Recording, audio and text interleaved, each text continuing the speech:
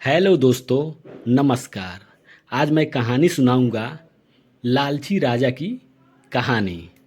लेकिन अगर आप मेरे चैनल पर नए हैं तो चैनल को सब्सक्राइब ज़रूर कर लीजिए। हम सभी लालची राजा मिदास की कहानी जानते हैं। उसके पास सोने की कमी नहीं थी, लेकिन सोना जितना बढ़ता वह और अधिक सोना चाहता। उसने सोने को खजाने में जमा कर लिया था और हर रोज़ उसे गिना करता था।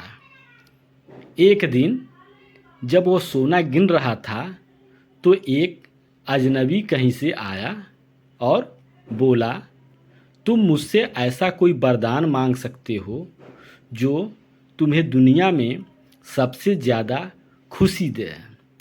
राजा खुश हुआ और उसने कहा, मैं चाहता हूँ कि जिस चीज़ को छूऊं वह सोना बन जाए।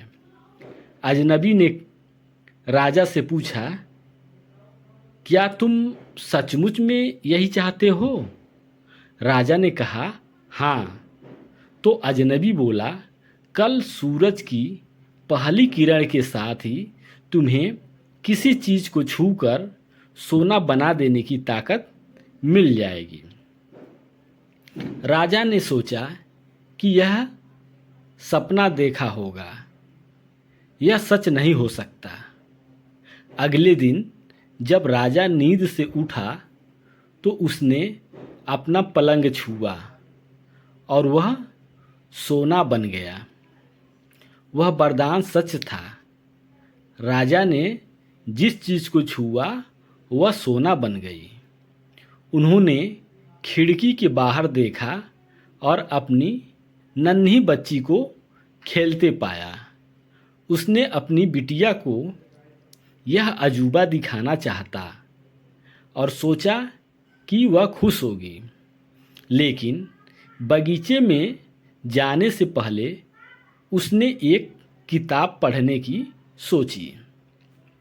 उसने जैसे ही उसे छुआ वह सोने की बन गई।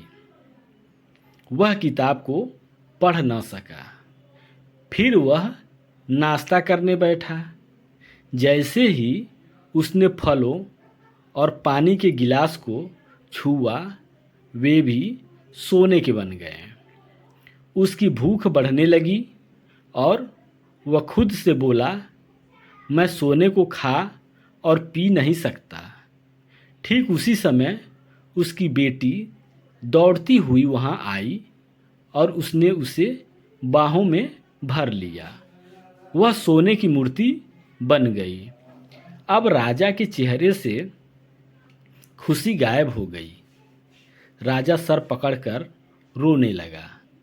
वह वरदान देने वाली अजनबी फिर आया और उसने राजा से पूछा कि क्या वह हर चीज़ को सोना बना देने की अपनी ताकत से खुश है।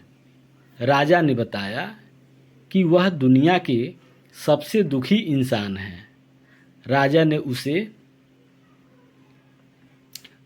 ने उसे सारी बात बताई। अजनबी ने पूछा, अब तुम क्या पसंद करोगे, अपना भोजन और प्यारी बिटिया या सोने के ढेर और बिटिया की सोने की मूर्ति? राजा ने गिड़गिड़ाकर माफ़ी मांगी और कहा, मैं अपना सारा सोना छोड़ दूंगा। मेहरबानी करके मेरी बेटी मुझे लौटा दो, क्योंकि उसके बिना मेरी हर चीज़ मूल्यहीन हो गई है। अजनबी ने राजा से कहा, तुम पहले से बुद्धिमान हो।